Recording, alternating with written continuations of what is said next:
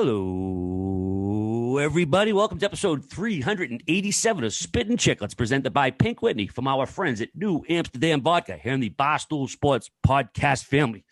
Folks, what a goddamn weekend of hockey. 5 Game 7s. Not unprecedented, but it feels like it because we haven't had it in a long time. Lots of excitement, lots of stuff to get to. Let's say hello to the boys first. We're going to mix it up. Buddy Murls from way over in Sweden. What's up? Good morning, good afternoon. What time is it over there, buddy? 2:45 p.m. Still battling the jet lag from the trip over, but it's actually worked out great that there was the Game 7. So I was wide awake till 7 a.m. each night watching them. As you know, we pushed ahead a little bit today because the late games last night, but we're getting to you a little late today, but no problem. Mikey Grinnell, producer, you'll be busy today. Thanks for helping us out, brother. Of course. Tough weekend to be a Bruins fan, but yeah, I'm glad we have the Murley man joining us from Sweden with that nice little background. He did a little work there, got the EBR shirt hanging, some Pink Whitney bottles. I love to see it, Murls. Good stuff. Paul Biz Nasty Bissonette. I know you had a late one last night, early morning today. How we feeling, brother? I feel unbelievable. I can't wait to get going. Unbelievable hockey. Most nervous I've ever been for a hockey game. Might have been watching that overtime, Dallas-Calgary. The better team won. I'll save it for when we get the breakdowns going. But Whitman, we're going head to head in the Battle of Alberta, buddy. Ryan Whitney, the Whit Dog. What's going on, buddy? You excited or what? I can't wait. I'm not going to lie. Boys. I was rooting at the beginning of the game for Dallas. Let's just end this now. Let's allow me to win my bet. Let's have my ear be free. Let's have Biz's stupid top of his head be shaved. But then watching the Stars and how friggin' pathetic that team is, without Jake Ottinger, they would have lost 9-0. That was a joke. I then started thinking I cannot watch Edmonton roll over Dallas, even though Calgary will probably be favored. I want the Battle of Alberta. This is the only way this bet should be settled, and this is truly, truly how it was meant to be. Before I get to any of that, before we get into other series, Toronto! You fucking Toronto! Nice to hear you suck! Nice to hear you got your voice back, you loser. I actually had it back completely. I have worse allergies. The fact I'm doing this fucking podcast, you should be thankful you have a partner like me willing to battle through because it's playoffs. I can't breathe. I can't talk. My throat's itchy and my eyes are watering. So fucking allergy season is crushing your boy, and I'm still here to perform. Unlike Toronto. Oh, my God. Shit. All right, we're gonna jump right into it in a sec, but hey, boys, gals, summer weather is finally here, which means pools. It means beaches. It means some nice, refreshing Pink Whitney while you're out having some fun in the sun. Try it as a shot or mix it with some club soda. Either way, enjoy that fresh pink lemonade taste of Pink Whitney and have a great summer while you're doing it. All right, boys, let's jump right into this. Game 7, like I mentioned, we had 5 of them over the weekend. Home teams obviously dominate. They had one, 75%? One didn't. Oh, yeah. It was the most Game 7s in a round since 1992. In fact, they had 6, I think, in the division semis. Teams that score first went 3 out of 4 times. All these crazy stats. First time there were 3 Canadian teams hosting a Game 7 in the same round. But Whit already spoiler alert. The Leafs, all done. They failed to get out of the first round for the 6th straight season, losing Game 7 at home, 2-1 to Tampa Bay to continue their futility. 2004, last time they got the first round. How about this deadline pickup? Nick Paul, man. You know, we talk about guys that maybe flew under the radar. This guy comes out, Game 7 hero, absolute fucking beast this game, gets it done. Biz, I know you're a little sad, but we'll go to you first on this one. How the fuck did he score that second goal like that? Sorcery. It was just a great play to hand-eye and kick that friggin' puck up to himself after the poke check. It was phenomenal. I tell you what, man. A great performance by the Leafs. They fought their fucking dicks off. Why are you laughing? You don't agree? I agree actually 100% with that, but that being the take is just like, you fucking lost, dude. Like, it was a great effort, yeah, but you lost again. Going back to Game 6, I don't want to make excuses, but I think they got completely fucking hosed on that call to the high stick of foot when it ended up hitting his shoulder, and then he sold it. So they go down 5-on-4. And then, in my opinion, that Kerfoot one, when I think it was Hedman, ends up lifting his stick, and then it gets us, and then ends up getting him in the head. They go down 5-on-3. They have that game wrapped up. They're up 3-2. You put fucking Tampa Bay on a 5-on-3 power play. You know it's a guaranteed goal. Kucherov gets it. he's fucking pretty much invisible the entire series. Yeah, did he get his points, but he was not the Kucherov of the past. I don't know if he's got a soft tissue injury. Some people are saying abdomen. I thought they got completely hosed, but Memes called it. He said they're going to win game 5 and then they're going to lose game 6 and game 7. I thought the big guys looked good in game 7. They poured their heart out, 17 shots in the third period to make that push. I don't know what else to fucking say. Take it over first, and then I'll come back after and summarize what I want to say about the rest of the team. I'm a little bit flustered right now. I didn't know you were going to come chirping in that hard out of the gate. Oh, you didn't think I was going to come in chirping hard? You fucking all year you guaranteed they were going to win after guaranteeing. Well, they got the worst fucking draw possible. Oh, here goes the draw. Understandably, the draw sucked. I'll say this about the Leafs: they played a hell of a series, and it was not the same as the other years. Like, there was no choke. They played awesome. They played balls to the wall. But what they witnessed and what they dealt with was a true championship team. And you saw Tampa and the ability to lock it down. They locked it down, dude. Game 7. Have you ever seen a team block more shots than Tampa in the third period of Game 7?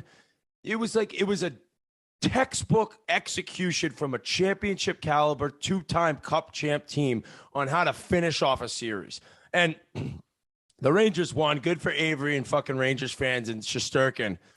But Andrei Vasilevsky continues to remind everyone there is no one else like him. Best big game goalie maybe ever.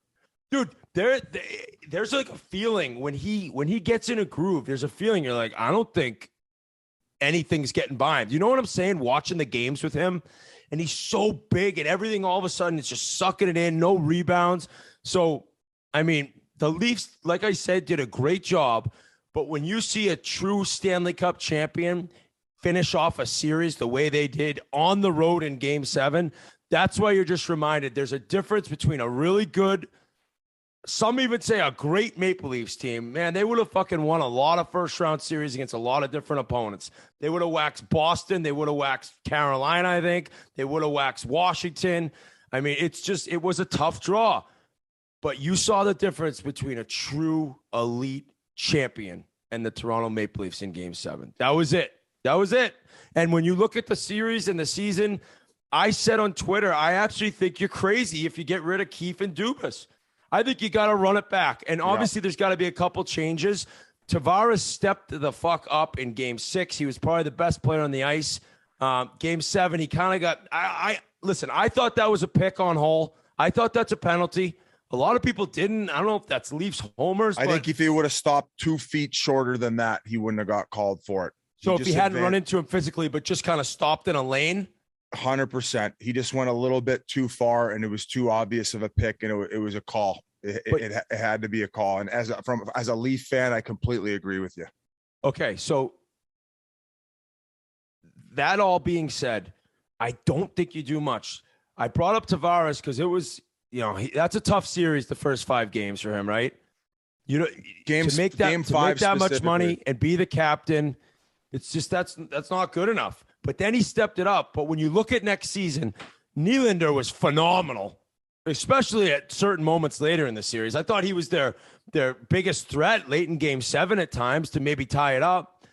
But I don't know. You maybe almost have to try to move somebody. One deal, but not Matthews, not Marner, not Riley. Campbell's a hell of a goalie. The coach is a fucking good coach.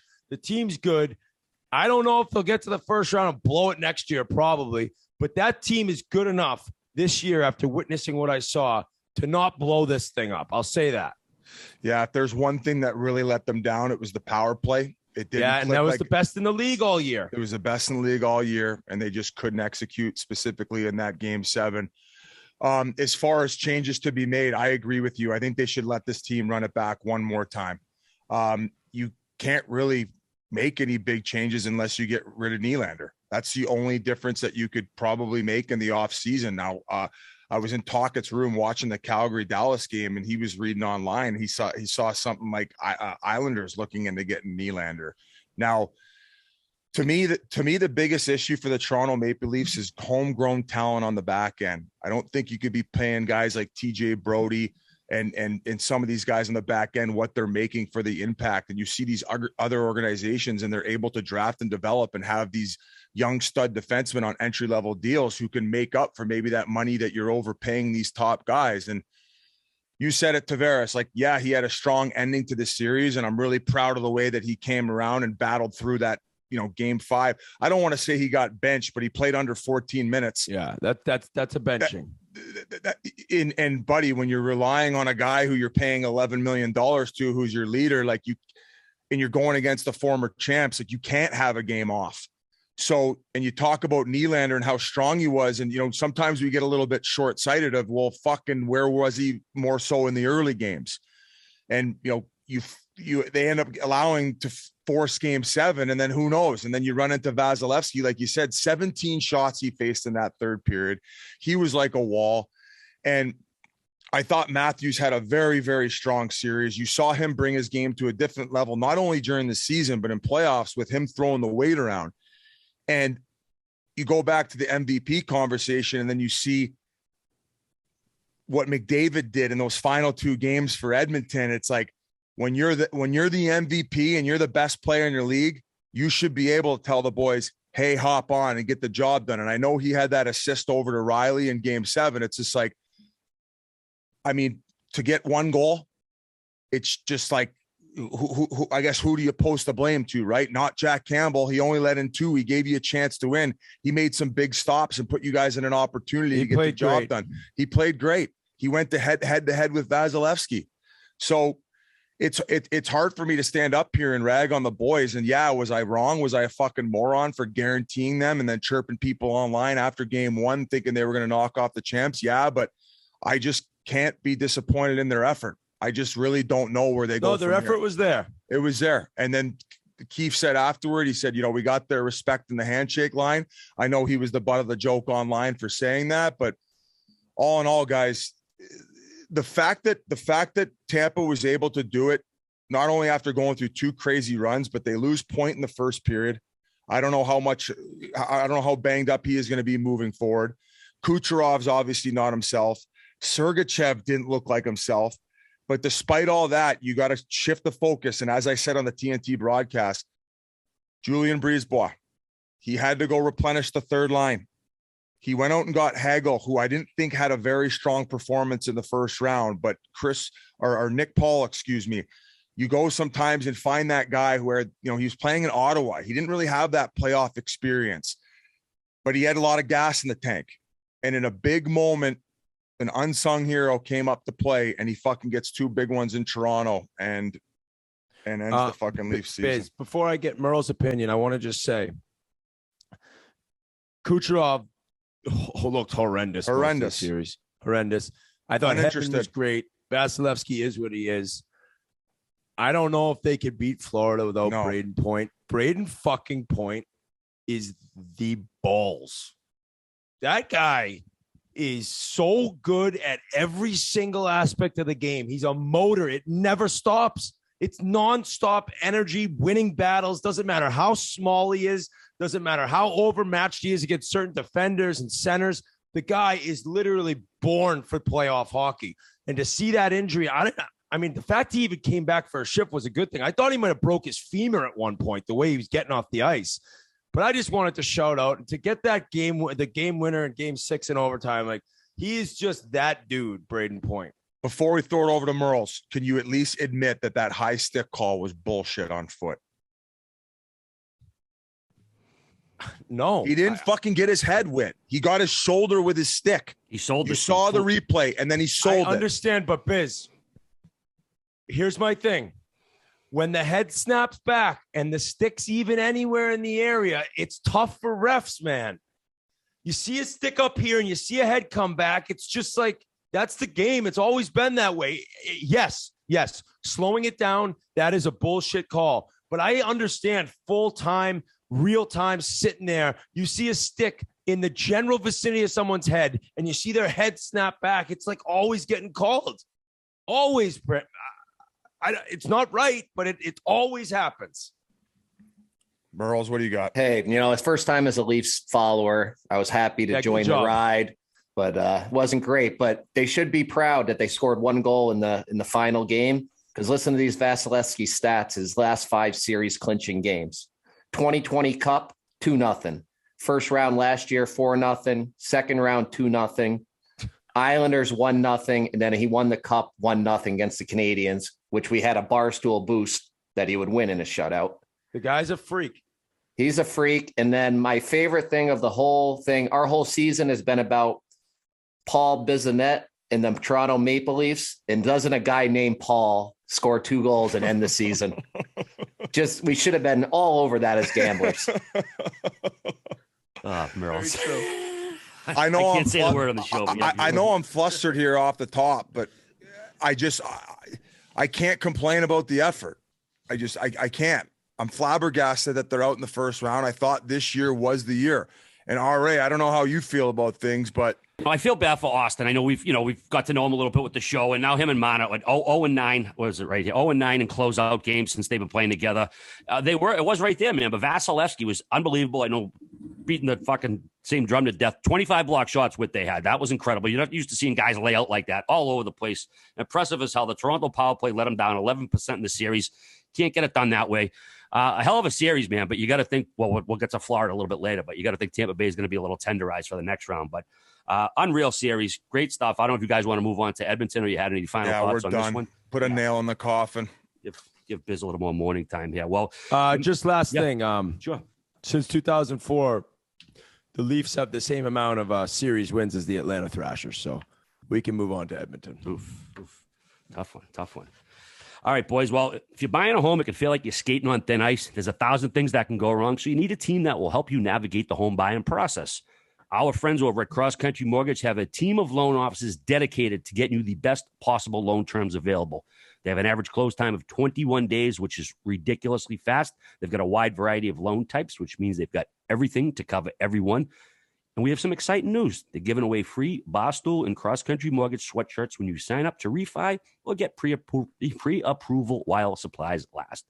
Go with Cross Country Mortgage. They take care of you. They're awesome. Great personal service. You'll experience what it's like to skate on fresh ice.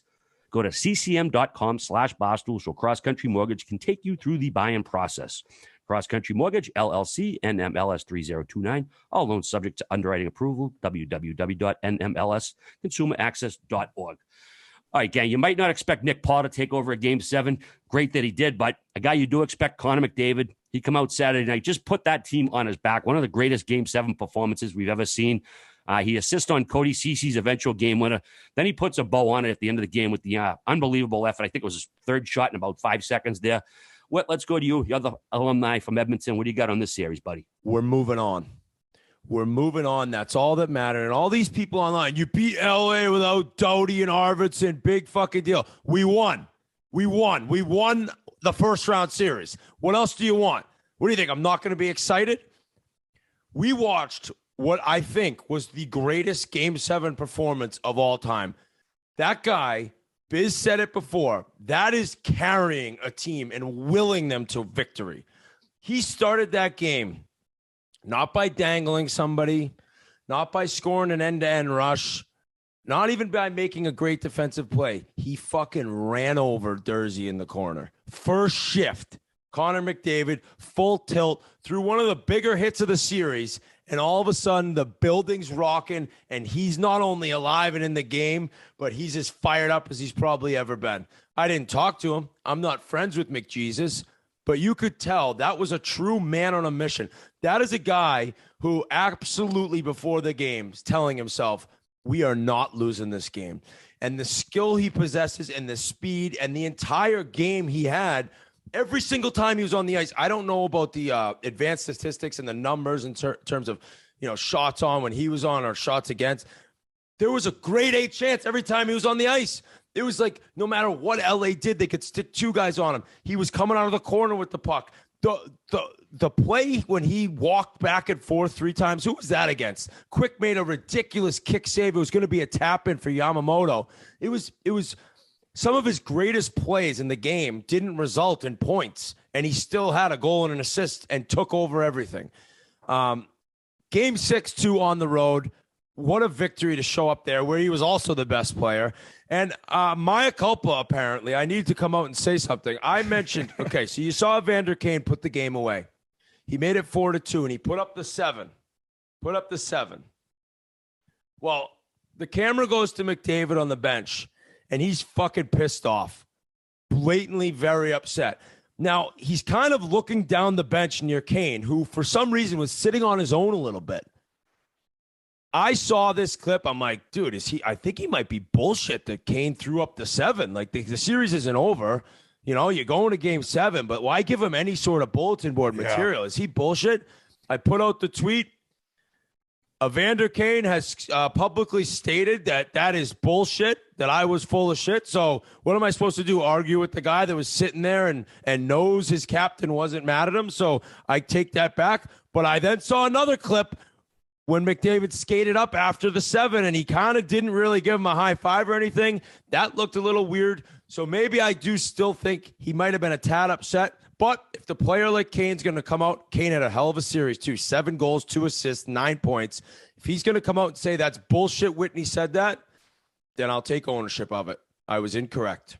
But the series win was exactly what we needed. And I know it took 7 games, and LA had a great effort. Jonathan Quick, holy shit. Biz said he was scared in the Calgary Dallas overtime. The game 7 with Quick, first of all, I saw his numbers. He's 4-0. His numbers are amazing in career game 7s. Nobody had ever won their first 5 game 7s as a goalie. And I'm thinking, as it's 1-0, I'm like, if we don't get the next one, they're going to tie it up. We could easily lose this game. But even though LA showed up, we got it done, and we're moving on for what should be the craziest series of the second round. And one thing that you failed to mention, did it with Draisaitl on one leg. Apparently, very worried about that. Yeah. Somebody saying high ankle sprain. He did not look like himself. Mind you, him on one leg, probably better than most guys they have in the crowd. But it's going to be tough to beat Calgary without him fully healthy, Biz. No shit, especially when you're a one-trick pony with the 1-2 punch there. Buddy, congratulations. That building was rocking. The outside atmosphere, insane. Play La Bamba. You want to talk about LA? What a season for that team. Yeah. Battled so much fucking adversity. I think that Todd McLellan should be a serious candidate for Coach of the Year. I know I was chirping a lot online about calling them an AHL team, guys. I was going for the reverse jinx the entire time. I thought that maybe they could pull a rabbit out of their ass and get me out of this stupid bet that I placed, completely thinking that Edmonton was even going to miss playoffs. Doing it without Doughty. The fact that Dustin Brown mentioned it was going to be his last run, very emotional for him on his send-off. He ended up sending a tweet out after the game, probably when he was buckled on the plane with him raising the cup. They fought hard all the way. I thought there was no chance in hell that they would have brought that to game 7. All in all, Quick as well, going back to his vintage self. I think you pretty much summarized it all, though, Whit. Just a great series, and we're going to get what we deserve from a hockey standpoint as the Battle of Alberta. Future is bright in LA, though. I definitely think the future is bright there. They have so many. Listen, even Rob Blake, give him a shout out. What he's done and able to turn that organization around, getting Deneau signed. So they got their 2 centers locked up. They have plenty of prospects in the pipeline. I would probably say top 5 in the league as far as guys ready to come up.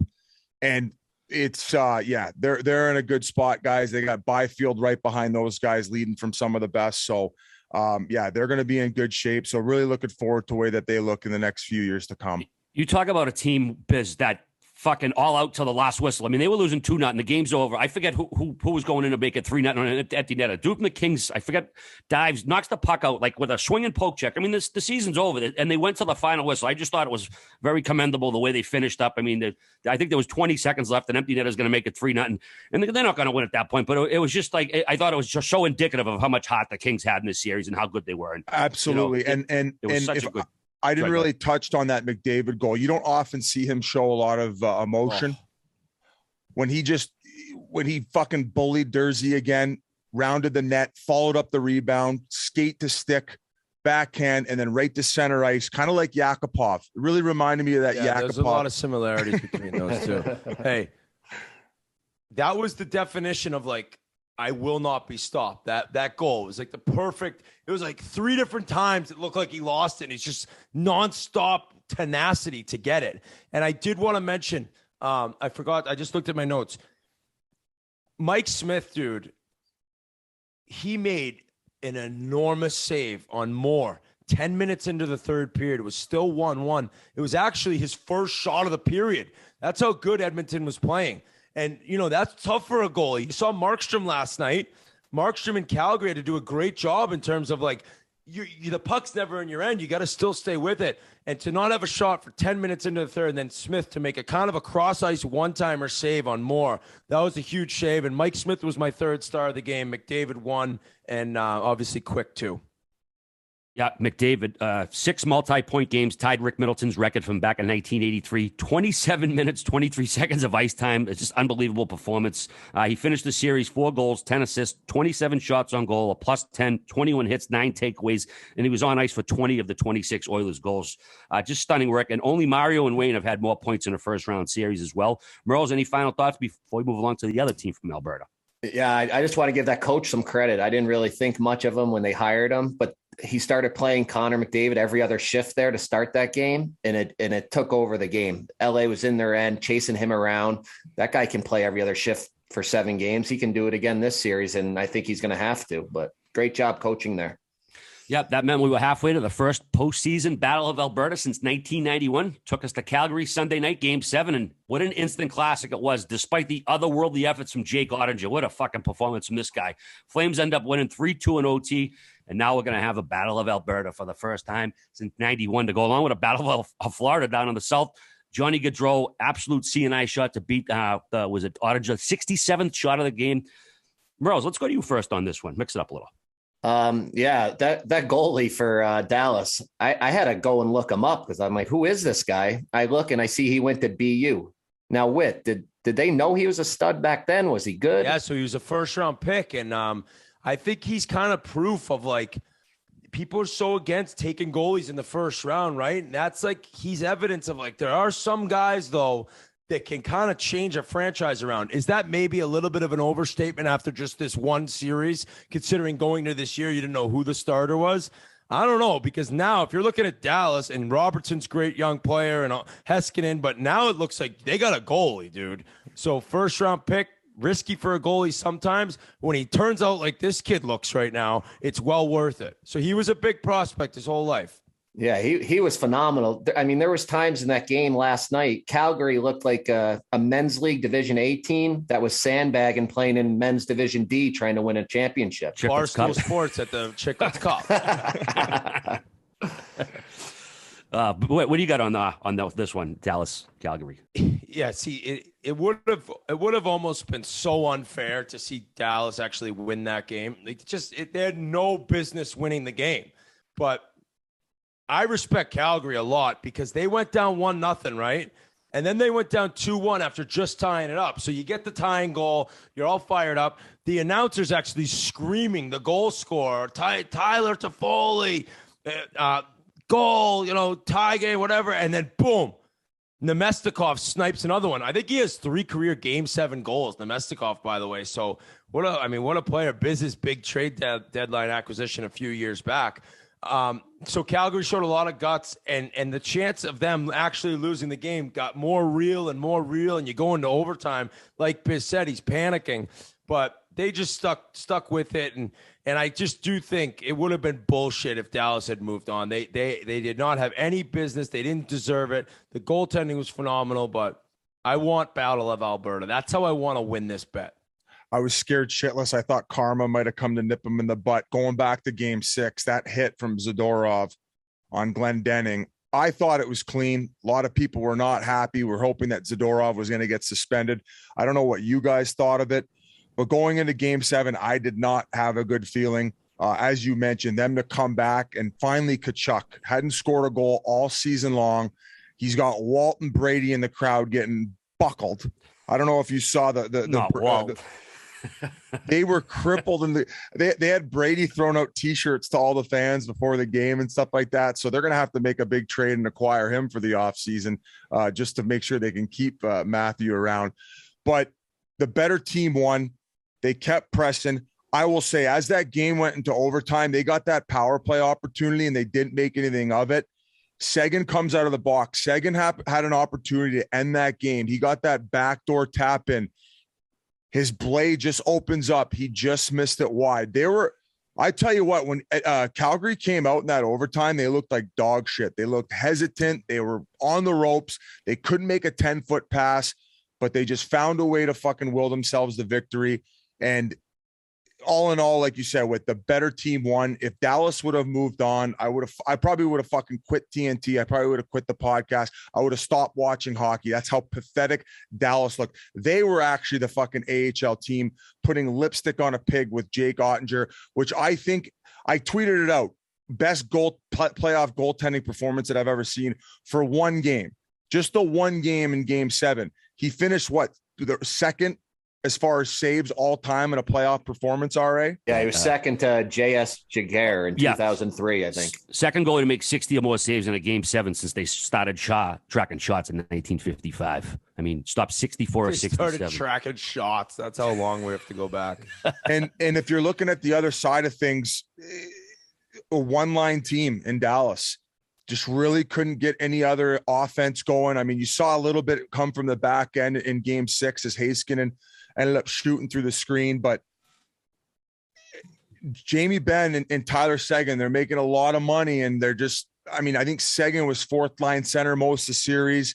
Jamie Benn's just looking a little bit slow. So I don't know where Dallas goes from here. They do have a lot of good players on good contracts, but when you got two guys making that much money who can't really contribute to at least a point per game, it's not looking good moving forward for them. I don't know if buyouts are coming. I don't know if that's even a possibility with what the cap implications are, but definitely tough sledding with those. And Dallas did get a big kick in the dick with 37 goal man in the regular season, Hintz being out for Game 7 about 10 minutes before the game, because the Pavelski, Robertson, Hintz line, that's a top end line. That team, if Hintz is in the lineup, maybe they do get that winning goal. But that was a tough beat to miss one of your top players for a Game 7. Also, we got to give props to Jacob Markstrom too. He might be getting overshadowed a little bit by Ottinger with his performance. He was pretty much matched him down the other end.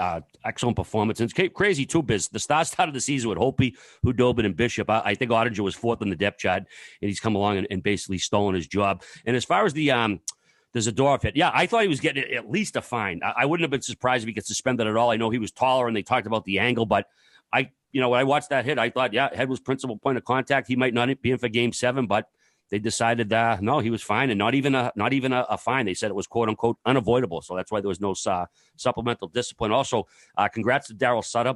His Game 7 was the 11th most by a coach in NHL history. He's now 8-3 in such games. So. And you want to talk about how close the series was? 15 goals to 14 goals total. Ottinger only ended up letting in 13 goals the entire series. So his numbers below a 2 goals against average, well above a .900 save percentage. And nice to see that Dallas has found their goalie of the future. Yeah, good stuff. Well, like we said, it's going to be a Battle of Alberta, so you're going to want to have some cocktails while you're watching, or some beers, I should say. There's a little bit of Canadian kindness in every sip of Labatt Blue Light, so you want to give them a try. How did it get in there? They're Canadian. That's how. You can spread the love yourself by sharing a Labatt. When you share a Labatt, you're not just sharing a beer, you're sharing an experience that'll pair with anything from hockey to hoedown. So next time you're watching a game with your buds, be sure to share a Labatt, because while you might not root for the same team, you can all enjoy Labatt Blue Light. We're proud to partner with Labatt through the NHL playoffs and during the next few Chiclets Cups. So definitely check it out. Labatt, the pristine Canadian Pilsner. Share a Labatt, whether you're in Canada or the States. We never talked about the scraps going on in the crowd after the Toronto game up in the concourse. Huh? So much for nice Canadians, huh? Oh, man. They're fighting each other. Turning on themselves. See, the one guy looked like Patty Maroon? Yeah. He was running away. That one guy in the jersey and the shorts in a jersey is one of the worst looks going. It's so funny to see that guy running after the guy with no shirt on. It was what a gong show. What a gong show, Biz. They couldn't handle another loss. All All right. Well, Sunday night, right across the street from where I'm staying right now, the world's most famous arena had yet another all-time game as the Rangers beat their rival Penguins 4-3 in OT when Artemi Panarin's CNI shot beat Tristan Jarry 4:46 into overtime. It's the first time a team has had 3 consecutive comeback wins in elimination games within the same series ever. Biz, I know you wanted to talk about this huge part of the game. Alexis Lafreniere goes down with Marcus Pettersson. I got him. That's not the only one I want to talk about. Okay. Hey, this was one of the best hockey games I've ever watched. Unbelievable hockey game. But the Rangers are 100% still Fugazis. Yes, Biz. I fucking hate the Rangers. The fact that they're fucking celebrating this after playing a third string goalie with Pittsburgh missing arguably their best defenseman, as Murls would say. I would put Letang first, but missing Dumoulin.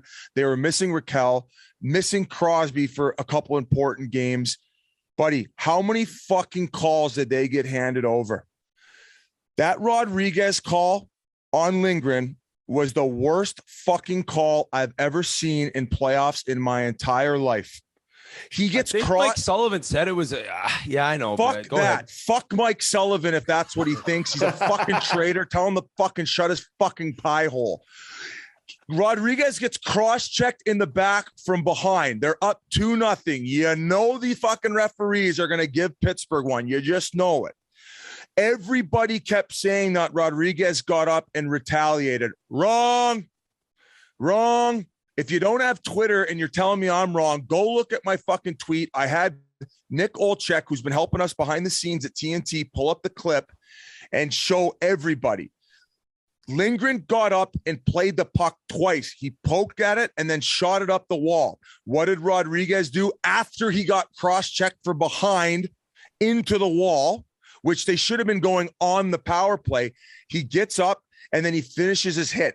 He doesn't hit him high. He hits him in the shoulder. He out-muscles him. And that fucking referee, I don't even know what the fuck his name is. He shouldn't have been reffing. He should be fucking reffing ECHL games.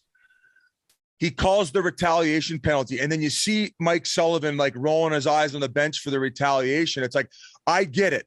In the moment, you're probably like, they're looking for one. Fuck you, man. He got up. He didn't bitch about the non-call. And then he went and finished his own hit of his own. So they fucking hand him a goal. What happens? 5 seconds into that power play, Zibanejad decides to show up to the series. Now, credit to him.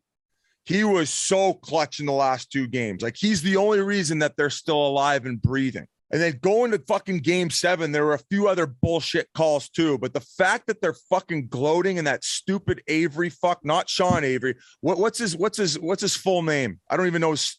Avery Zaretsky. Biggest fucking joke going, the fact that they won this series. And Jarry had to play with a broken foot because Louis Domingue couldn't stop a fucking beach ball. That goal that Kreider got. Worst ever. The worst. He shot it from the fucking blue line. It was going over the net. Just let it go. And then the other goal, the second goal that they scored in fucking game 6 was bullshit too. So if they would have had a goalie and I'll hand it over to you, Whit. I'm so frustrated. Do you agree with me that call on Rodriguez was complete bullshit? And they had to gift wrap the series just to push it to game 7 to get escrow over and done with for MSG ticket prices? Yeah, I mean, I think Rodriguez would probably say, looking back, he wished he didn't even go near him, though. It's just, like you said, like they're just looking. But once I saw, I should say, your Twitter videos of Lindgren actually playing the puck, I was like, wow. In the end, it wasn't just a random push or shove. It was like the guy had actually just played the puck. So I was shocked by that. But more than anything, I'm with you that Rangers fans are so cocky and talking all this shit. It's like, dude, you beat a depleted team. You beat what I said was like the worst goalie in the playoffs. Like, Domingue seems like a great guy, but holy shit. I mean, this guy isn't even an NHL goalie. And they took you to 7 games, dude. And the goal by Kreider was just so deflating in game 6 because they were dominating. The Pens had played a great game. Now, if you go up and you get the lead in all these games, it's really hard to look back. And Shesterkin, he shut the door when he had to. But even in game 7, like the Keandre Miller goal, what an awful break. I think, did it go in off Matheson had an incredible series. Yeah. He had some bad luck. I want to say 3 or 4 goals ended up hitting his skate before going in throughout the whole series. Now, Whit, I know I mentioned last podcast, one of the worst rules, if not the worst rule in the NHL, is when the referee calls the 5 just so he can get the replay on it, but then has to call 2. All right, you were bringing it up. Rule. And the fact that Lafreniere, and keep in mind, when I'm bitching about the Rodriguez situation, I don't even need Lindgren to get the penalty there. I just don't need you to call a bullshit penalty on Rodriguez. Just like I don't want to call on Lafreniere. Why the fuck does he have to leave the ice and isn't allowed to play the puck when Lafreniere didn't need to? The puck had already left. The battle was already done. He puts him in a headlock and rips his helmet off. Now, some people were saying, oh, well, you could just like bend over and grab your helmet and put it back on. Oh, yeah, you're just going to stop in the midst of the play, take your glove off. And the problem with that is, well, The chin strap was still on. The chin strap is still done up. So you got to undo the chin strap, put your helmet on. Oh, yeah, good call there, man. There goes 15 seconds, and then you're right back in the same exact situation you would have been anyway. So it's the NHL. I don't know who overthought this and decided that this should be a rule.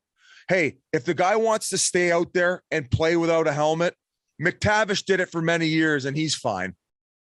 I got to do it, I think, 2 or 3 times. It was like the coolest moments of my career. The best. Getting your helmet knocked off, and I got horrible hair. Imagine having great fucking hair and you get to skate around with no helmet. In the playoffs in Game 7, where you'll do anything to make a play. I thought Marino's taking a lot of heat on that goal. What do you? I don't know. You know, no. He sees a guy open in the middle, takes an awful bounce, and maybe you want to keep it on the wall, and why go to the middle? 5 minutes left, Game 7. I understand that, but that's a bang bang play for a lot of players in the NHL, and the ability to see the guy in the middle that usually kind of really eliminates pressure. It's a way to kind of get out of the zone quicker, and all of a sudden, when you take away the walls, the middle's open. What happens? It takes a brutal bounce, but still doesn't even go right to Zibanejad. Goes in the corner where Kopp makes a hell of a backhand pass. Zibanejad buries it. But people are all over Marino in terms of awful giveaway, lost the game. It's like, I wouldn't even count that as a giveaway. It was like he was trying to make a play. It took a bad deflection. But going back to why he's even in the position to be like rushing and not having any guy open is Pettersson having to get off the ice is a joke. And I don't know when that rule changed, but I'm guessing the players would have had to agree to that, RA, right? I'm not sure what player safety or the union comes in on that, because I think it's foolish too. It's understandable for a goalie, but for a fucking forward or defenseman to have goalie, they blow the whistle. Right. So if you're gonna blow the whistle for goalie, which makes sense, allow a player to compete to win a battle, to win a series with no helmet on. Who cares? Easier said than done on the Marino situation. And the way to describe it is Kopp was down low. The wall was clogged up. Anytime in the defensive zone, as you see that replay, the weak side defenseman net front is the play. And McGinn makes a great play as well, because he notices that happen and he actually drops down a little bit to become available on the weak side as well. So even if the angle to Letang wasn't there, he could have passed it to McGinn. Guys, you got to make plays. You got to make plays. It was a bad bounce. I think it actually hit his own teammate when he tried to make the play. You said goes right to Kopp and Zibanejad. He couldn't have been more clutch in Game 6 and 7 for that team. 3 points in Game 7. I want to give a credit to where it's due. Keandre Miller, hell of a Game 7, second most ice time lug. This guy's a young stud defenseman. He's the one who makes the play to get that power play in overtime. Defensive zone. He stays up on McGinn, stick on puck. He gets that breakaway speed. I thought he was going to get a penalty shot. That's what's bullshit. That was a fucking penalty shot. And Pittsburgh Penguins fans would much rather have Keandre Miller getting a penalty shot than a power play. That was bullshit. I don't know why. I swear to God, if Pittsburgh had touched the puck right away, I think Sutherland's pointing to center ice and it's a penalty shot. But because it was like 30 to 40 seconds, at that point, it's like, all right, power play. I'm convinced If that's a bang, bang whistle after he gets hooked, he's going penalty shot. That is the definition of penalty shot. A hook where the player does not have the chance to get a shot on net. And you get that Rangers power play out there where shout out Panarin. I thought he was horse shit. Horse shit. He looked fucking disinterested. Murls in classic fashion with me, Migs, and Murls chat, the We Love Action chat. He says, Panarin's fucking horrible right now. So slow. He's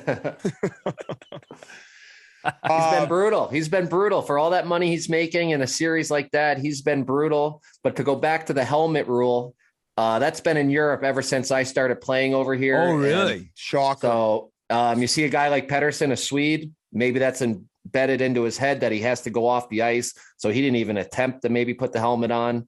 So that could be part of that. Straight instincts. You know what I think changed the series, boys? Ryan Reeves in the locker room announcing the lineup. Screaming at WWE.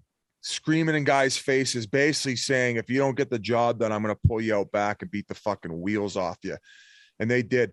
I don't think Shesterkin was that good. He did make some massive clutch saves in game 7, though.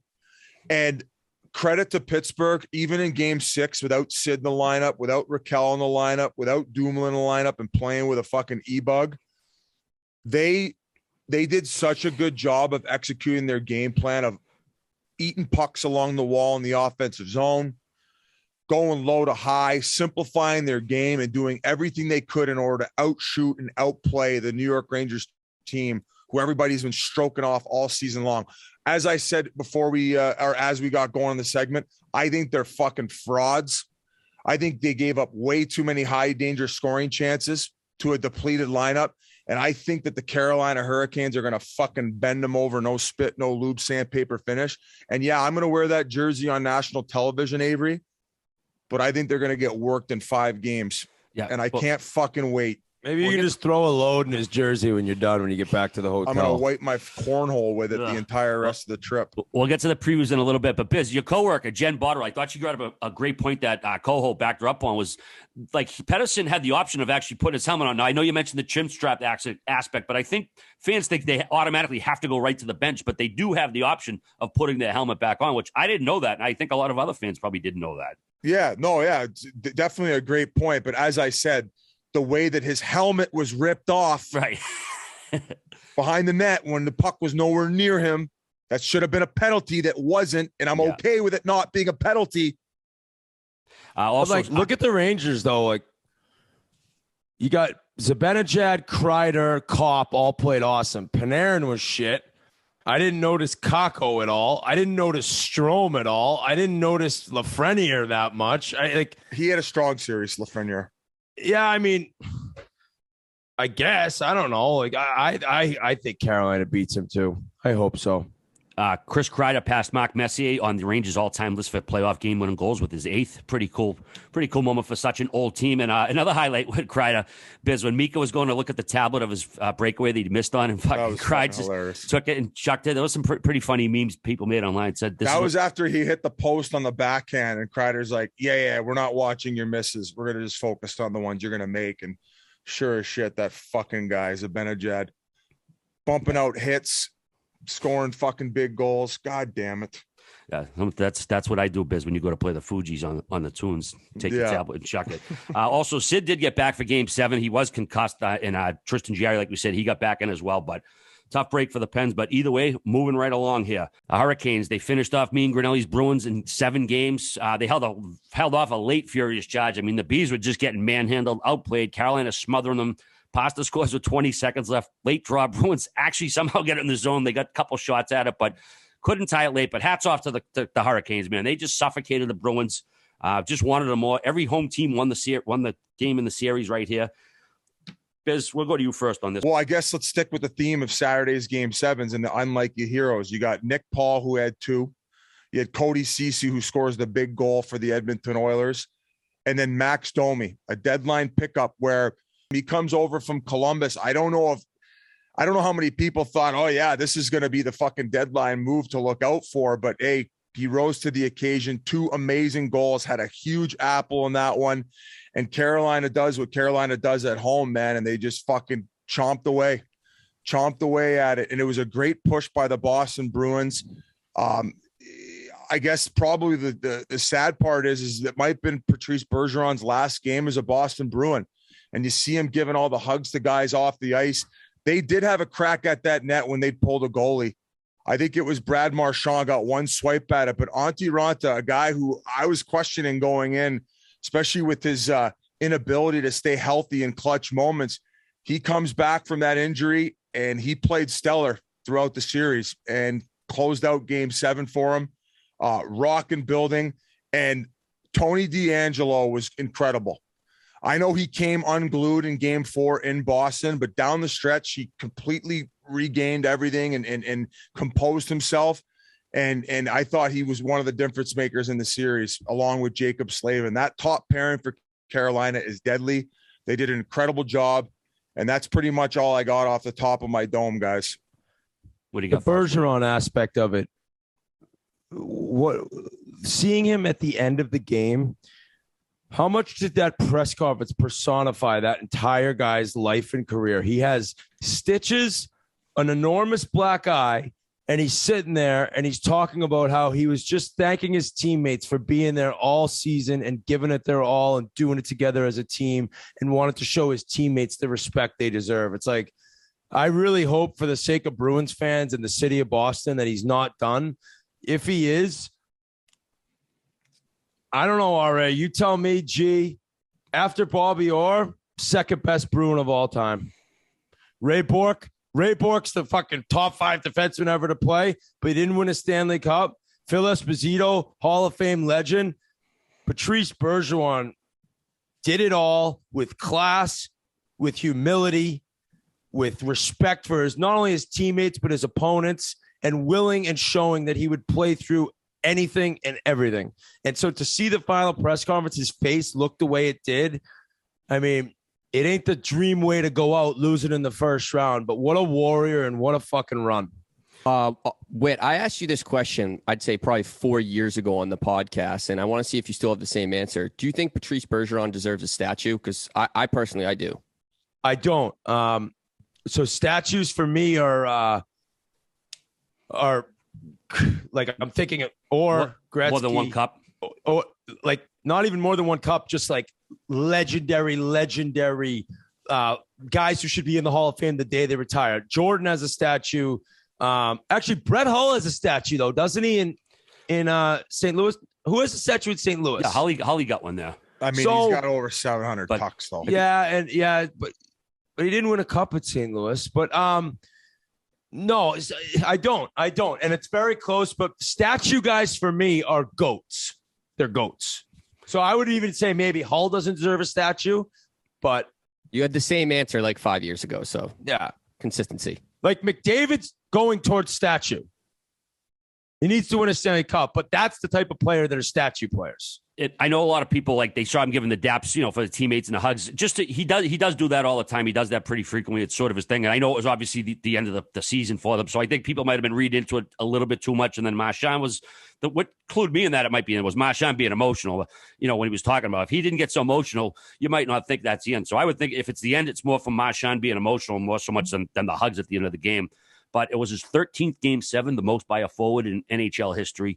Also, Hot Rod Brindamore, he's now 2-0 in game 7s. He was 4-0 as a player. It was the 6th straight game 7 win by Carolina, going back to the 06 That's season. Crazy right that there. Ties an NHL record. And yeah, I mean, obviously I love Bergeron. I think especially if he wins the Selke, he's obviously going to be a finalist. I mean, he's still playing at that high of a level. Yeah, I mean, he's got a young family and his body has taken a beat. And so I'm sure he doesn't even know right now. I mean, he's probably going to. So do you think it's retirement or Bruins? Or do you think there's a chance he could play for another team? No, I heard Montreal. No, that's bullshit. Retirement or Bruins. Sorry, Biz. I agree. That originated with some fucking bullshit back here. I think we're seeing maybe Grinnell and RA completely lose their mind if he were to play. No for way. team No way. based on that response. Best case scenario, he comes back on a team-friendly deal, which opens up some money for them to sign someone or trade for someone else. I'm not too worried yet. A lot of Bruins fans are throwing in the towel. I am not worried. League minimum. Bruce Cassidy, you guys think he's still the guy moving forward? I don't know. I can't. I think Sweeney be more likely to be let go than Cassidy would be. Yeah, I mean, if I'm Neely, I mean, I know Neely's president, and I don't think he needs to go anywhere because he hires the guys. But if Bergeron decides to not come back, I think they should maybe consider some organizational changes. I mean, Sweeney's draft record is what it is. They have hardly anything in the cupboard for the future going forward. This season, I don't know. There was probably some roster moves they could have maybe done better, maybe spent money a little more judiciously on some of the guys, but. If Bergeron doesn't come back and they wanted to turf Cassidy and Sweeney, I would have no problem with it. I'm not saying they should, but I'm not crazy about what Sweeney's done lately. And I've been hearing stuff that the players, I know guys aren't supposed to like their coach or they don't have to like their coach, but I've been hearing a significant amount of guys aren't crazy about Cassidy in that room. So I don't know. We'll see what happens going forward. Either way, home ice played such an advantage in this series. It was crazy. I mean, people could maybe list off a few other ones in recent memory, but I was pretty dialed into this one.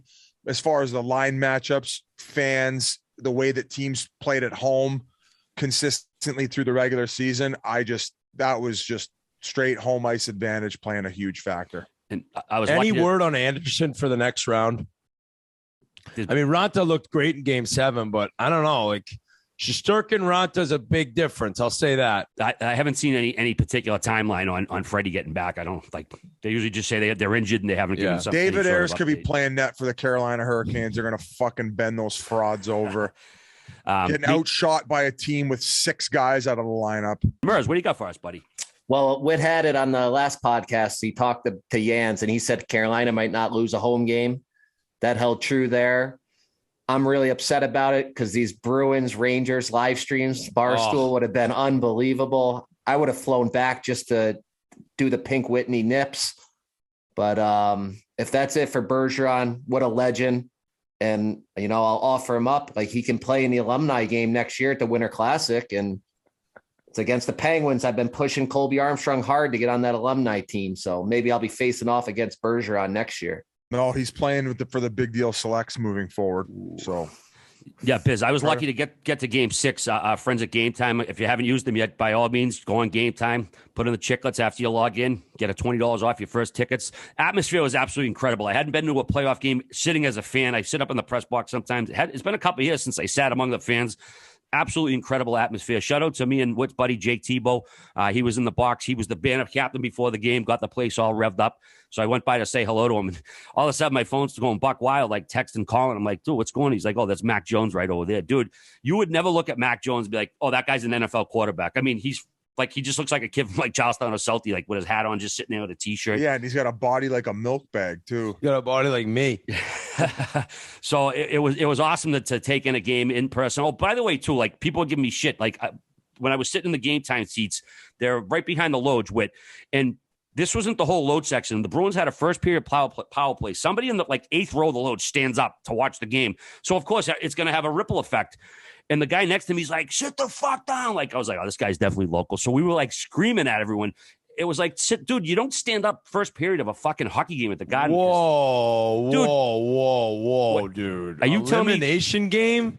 First period standing up for a power play? There was there was one section, two sections doing it. Dude, there were 2 sections doing it. Who cares? Everybody who sits behind him, tell him to sit the fuck down. Wow, what grinds your gears? Okay, so let's ask the fans. Sorry, Biz, quickly. I actually was like shocked that more Leafs fans weren't standing up throughout the entire Game 7 against Tampa. I think Game 7, the whole fucking arena, if you're at home, should be standing up. Right, I agree. And if that's a historic thing, and I know some arenas do it, fine.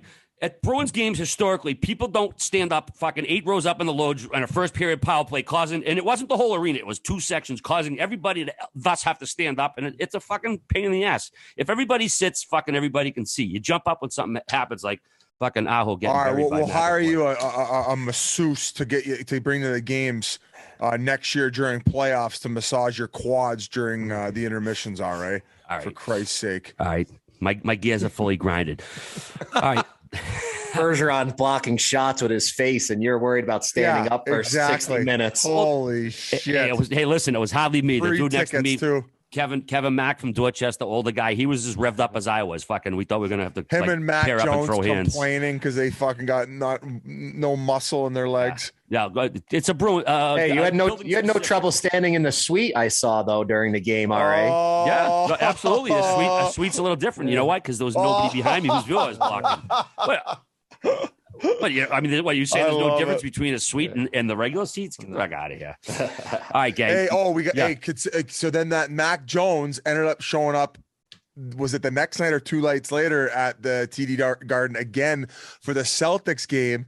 And then I noticed that Hank ends up getting on the Jumbotron, and they put the Team Hank hashtag on the Jumbotron. No, I didn't see that.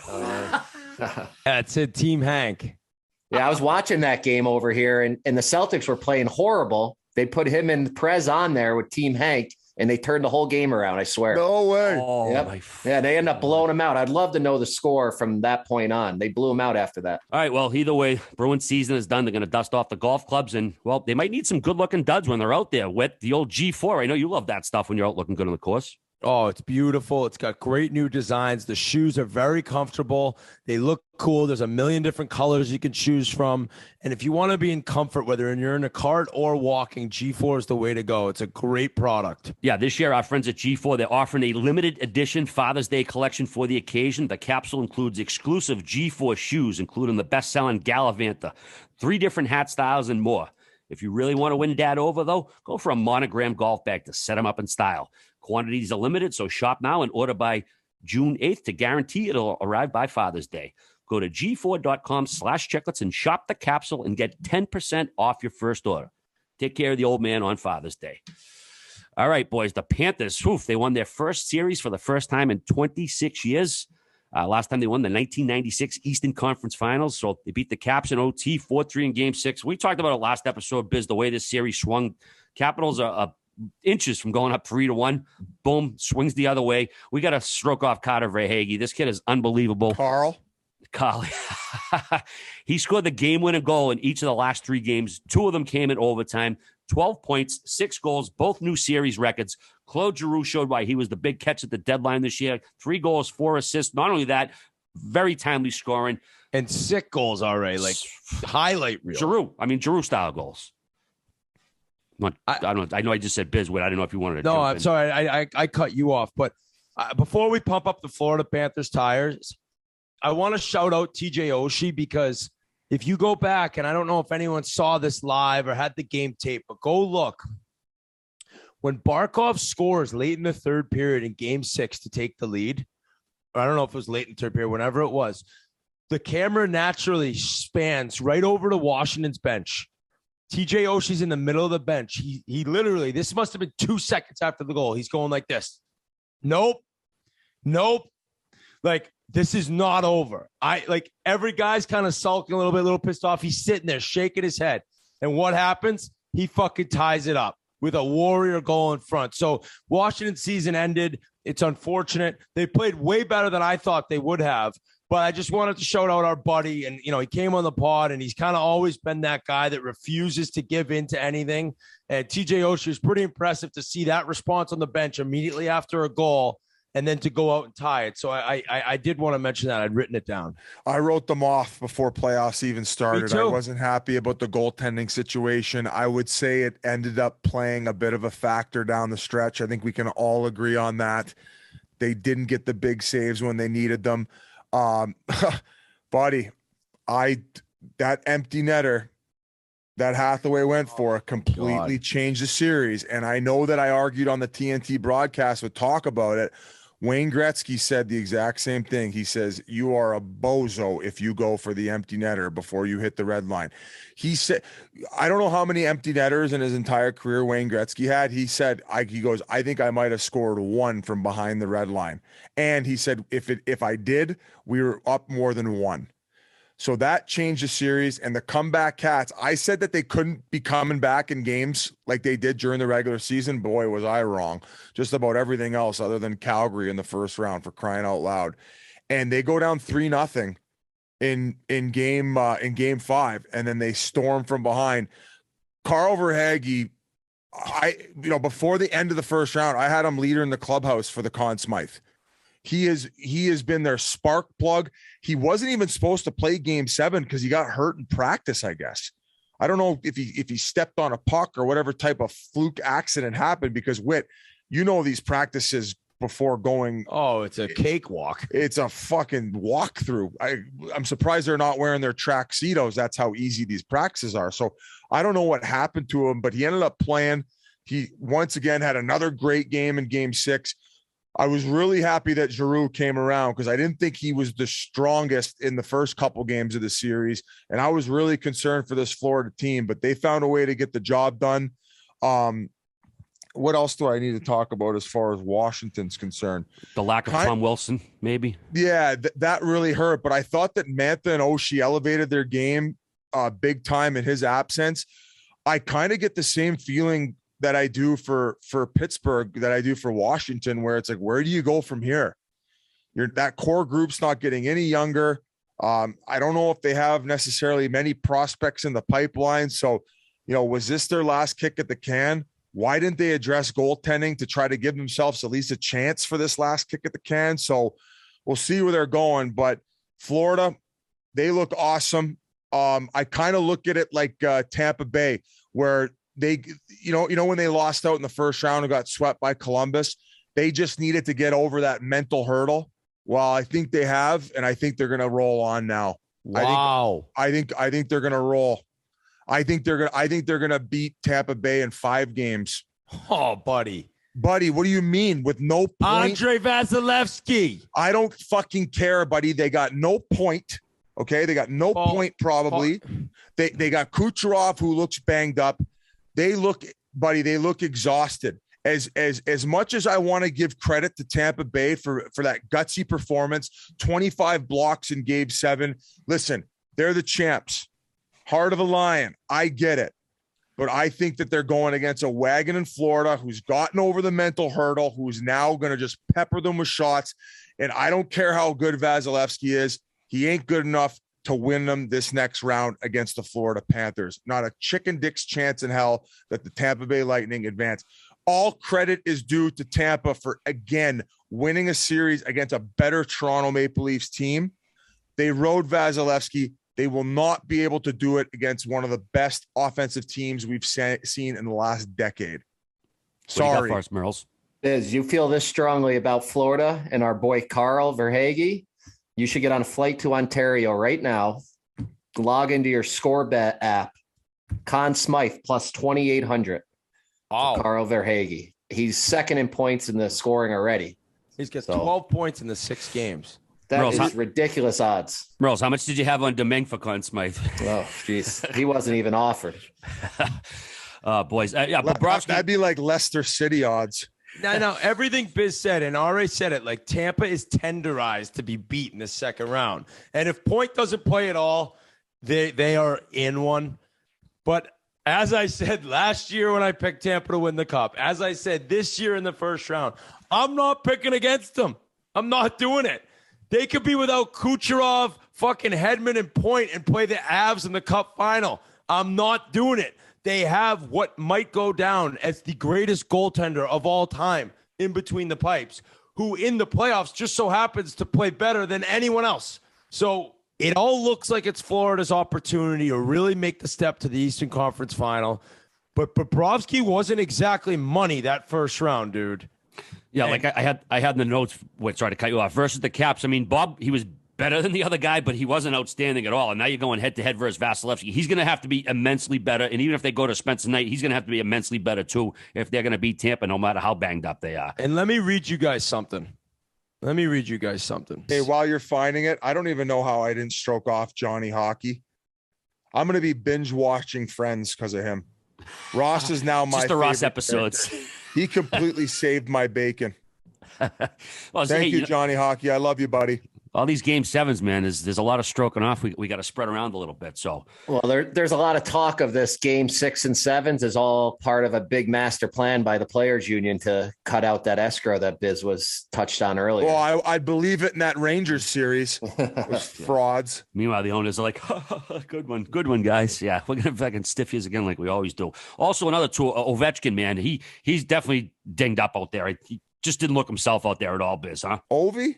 Yeah, did you think? I know he had one goal. I don't know. I just didn't think he was as dominant as we've seen in past playoffs. I don't know. You didn't think so?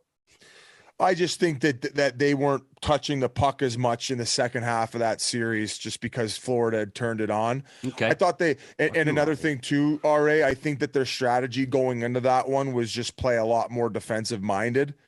And they had to try to do that in order to win. And it was working, buddy. It was working. Yeah, true. I mean, look at this series. Game 4, they had it signed, sealed, and delivered. And even in Game 5, when they were up 3-0, so I don't know. They altered their game to try to beat a team who really drove their offense to the neutral zone, and sitting back sometimes you're just not getting your typical touches. And another thing too is they're getting older. Like same with Backstrom. He's not his old dominant self. He still can make those great plays, but that's why I compared Washington, and they're probably even farther along in the sense of they're just really washed up more so than Pittsburgh. Like Pittsburgh at least looked like they dominated the Rangers. They outshot them drastically. They outchanced them drastically. The only thing the Rangers did was take advantage of their opportunities, those bums. In 2003, the Lightning lost in the second round to the New Jersey Devils, who went on to win the Stanley Cup. Since then, in the second round, Tampa Bay Lightning. 2004, sweep the Canadiens. 2011, sweep the President's Trophy Caps. 2015, 4-2 over the Canadiens. 16, 4-1 over the Islanders. 18, 4-1 over the Bruins. 20, 4-1 over the Bruins. 21, 4-1 over the Canes. They don't lose in the second round. How much you They want don't bet? fucking lose. So anyone who thinks that because it was a really tough series against Toronto and that points looking banged up, don't be so sure of yourself that the Panthers are going to beat the Tampa Bay How much Lightning. you want to bet? Crazy. And do you want odds? How much you want to put a little wager on it, Mr. Whitney? What's the Barstool Sports book odds on the series? Florida Barstool Sports book right here. You can read it on my sweatshirt. Florida minus 155, Tampa Bay plus 125. Yeah, 2-time defending Cup champs at a plus price. That's tough to say no to, man. I might be on them as well. Boys, the last time the Cats won a series, AOL was the number one most visited website in the world. Mission Impossible was number one at the box office, and The Crossroads by Bone Thugs and Harmony was the number one song on Billboard. I was like, when I was writing that down, I'm like, who's going to be the first one to sing Crossroads when I rattle that one? How about this, Whit? If Florida wins, you give me $500. If Tampa wins, I'll give you $600. No, I would. That's why wouldn't I just bet it at the Barstool Sports book? Not a math guy. I don't know, because you were just rifling off all these useless stats like a buffoon. Oh, useless stats that they haven't lost in the second round in 20 years. I'll give you $650. What would my odds be on the Barstool Sportsbook, boys? Like $500 would win me $625. Oh, I'll take the $650. Why wouldn't you just take the $600 then? It's $25. Well, actually, you would have to risk way more to win $500. That's what is confusing me, correct? Hey, have you guys ever seen a millionaire, a multi-millionaire be such a pussy about gambling his buddy on a podcast? Hey, guys, have you ever seen an NHL analyst on national TV not be able to pick one fucking game right?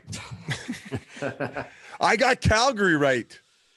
Oh, shit. You fucker, and they're going to beat your left ear off, you dummy. Well, since our last meeting, the St. Louis Blues finished off the Minnesota Wild with a 5-1 dusting in Game 6. Interesting to call by Dean Everson. He ended up switching to Cam Talbot after 5 games of Marc-Andre Fleury. And first goal, Talbot gave up an incredibly deflating goal to Nick Leddy. I'm not sure if it hit the defenseman's pants or what, but it was just kind of, you can almost see the air come out of Minnesota after that. The Blues just dusted him after that. You got to give credit Jordan Bennington. I mean, he come in, he replaced Ville Husso, 3-0 with a 1.67. Ville Husso, right? Husso. Yeah, Jordan Bennington 3-0 with the 1.67 goals against, 9.43 save percentage. The Blues, man, they just played this heavier style. I know Craig Berube, he went to the 11 forward, 7 defenseman setup. They went 3-0 using that. But either way, the Blues move on. The big Bruising Blues. Biz, what do you got for us on this one, buddy? Ooh, Bennington's revenge. Oh, moving forward a little bit, I'm excited to see him go against Colorado. I don't know how many of you remember in the midst of the season this year when he was swinging his stick at Kadri. So we're going to have some fun here. Hey, Berube made some incredible coaching adjustments. He was playing with a depleted back end. Credit to that forward group for really taking a lot of the pressure off that back end. All the big boys up front came to play. They scored in clutch times and completely overexperienced a fragile Minnesota group. And as that series moved on, man, oh my God, some of the disappearing acts that happened for Minnesota. Kevin Fiala was a star, especially during the end of the regular season. That was probably the biggest miss for Minnesota. He did not show up in that series. I don't think he had any goals. I don't think between Hartman, Foligno, and Fiala, they didn't have one goal. And those are two 30-goal scorers and a 20-goal scorer during the regular season. To me, that is a huge, huge miss. Completely overthinking the goalie situation going into game 6-2. Talbot said it in his post-game press conference. He goes, hey, as much as I wanted to stay mentally engaged in this, it's just very difficult sitting on the sidelines for 5 games and then getting thrown into the fire. And then you saw it. What? I said that. I said it was fucking crazy on our last part. It's crazy that he's starting. And then the first goal, wind completely out of the that was it. It was it. You knew the series was over as soon as that puck went in the net. So congrats to the Minnesota Wild on an unbelievable series, but nobody feels more pain than Minnesota when it comes to postseason success. And I don't know if you have the tweet or the stat that got put out there from the MLB, NBA, and NHL standpoint. RA, you going to pull it up? Yep, got it right here. Minnesota sports teams postseason record since October 5th, 2004. Minnesota Twins 0-18. Minnesota Vikings haven't won one postseason game. That's Minnesota Vikings 4-7. Minnesota Timberwolves 3-8. Minnesota Wild 24-48. That's a total of 31-81 for a winning percentage of .277. The rest of the tweet, the amount of pain that Minnesota sports fans have felt over the past 18 years is absolutely unmatched. And I certainly wouldn't argue with this person, Matthew Taylor. And that's also a huge price to pay to lose a first-round series, making those 2 buyouts and Marc-Andre Fleury. But you know what, Minnesota fans, at least Billy Guerin did the right thing. He had to make those moves. He had to make those buyouts. He had to change the culture and move the team forward. So as awful as it is right now, Billy Guerin did the right thing by doing what he did. 100%. And Delorier didn't bring what he brought when he got acquired during the regular season. I didn't notice him one time during that series. I completely agree that Billy G had to do all that. The thing that really sucks is nobody really elevated their game the way that Kirill Kaprizov did. What a wasted playoff performance by this young stud. He tried to will that team to victory. They just had no gas in the tank, guys. And you talked about the next 2 years, man. They're probably looking at missing playoffs the next 2 years because of how much those buyouts are going to kick them in the dick. And I thought that they had the team that was going to be able to get it done against St. Louis. And boy, was I wrong, Whit. 4 goals from the forwards other than Eriksson and Kaprizov. That is, in 6 games to get 4 goals from other forwards, that is fucking horrendous. Zuccarello got 1, but it was being overmatched. I picked the Blues. I love the Blues. This team, this is going to be the toughest test the Colorado Avalanche have in this playoff. Colorado Avalanche, I think the winner of this series is winning the Stanley Cup. And I think this Blues team, if Krug's injured, that's a big question mark. They really need Krug, puck moving, hopping into the play. But when you look at Perron, O'Reilly, Tarasenko, Kyrou, Buchnevich, Saad, and Robert Thomas, dude, holy shit. They have depth up front. Binnington looks like the 2019 Binnington. Even if he were to struggle, you can go back. You can go. So it's a team that knows how to play with pace. They're bigger and stronger than most everyone they face off with. You know that they're looking at getting under Kadri's skin, which they already had the ability to do when him and Binnington had the old issue. I think it's going to be an absolute war of a series, but I am not surprised in the least to see St. Louis beat Minnesota. I don't know if I picked it. No, I did pick 7. I actually guaranteed the series would go 7, so I'm not as cool as I thought. But this Blues team reminds me a lot of the team that won the Stanley Cup, and not many people were talking about them either when that playoff started. Easily the biggest letdown of the first round from expectations going in. It wasn't great. None of the games were exciting. One thing that did turn, though, I would say the first 3 to 4 games of the first round, when you're looking at most of the series, were kind of a little bit janky.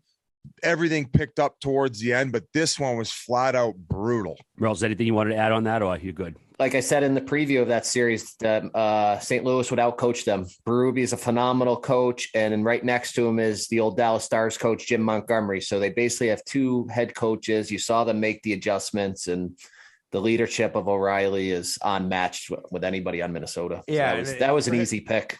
Yeah, and O'Reilly's, 8 points in 6 games. Perron's a playoff performer, and bringing up Montgomery and Berube and their connection. Then you got Steve Ott, too, who knows exactly how to play playoff type hockey. The guys love him. He's still kind of one of the boys because he played so recently. That is a good point. That coaching staff is right up there with tops in the league, all 3 of them. Big time. You just mentioned, Biz, they weren't the most exciting games. Interesting. The margin of victory was 3+ goals in all six games. So we had a puck line Jesus, Murls, in each game. And I know you want to talk about the score bet picks. Shout out to me with my awesome picks. What do you got for us, buddy? Yeah, so we did the score bet up in Ontario where they were going to pay out it, even if we got 7 out of 8 right. We'll start at the bottom. BIZ and RA went 4 for 4 and 4, so they didn't get paid out. Me and the G were right there at 6 and 2. But the wit dog went 8-0, and he paid out the plus 625 odds.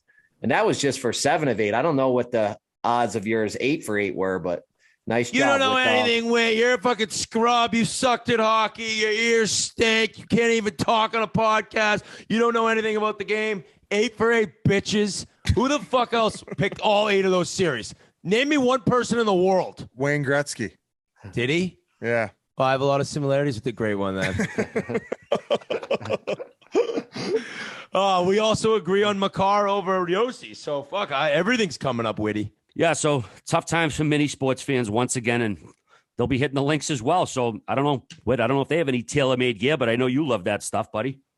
Oh, tailor-made. Best in the business. You see most of the best players in the world ripping the driver, ripping the woods. The irons are phenomenal.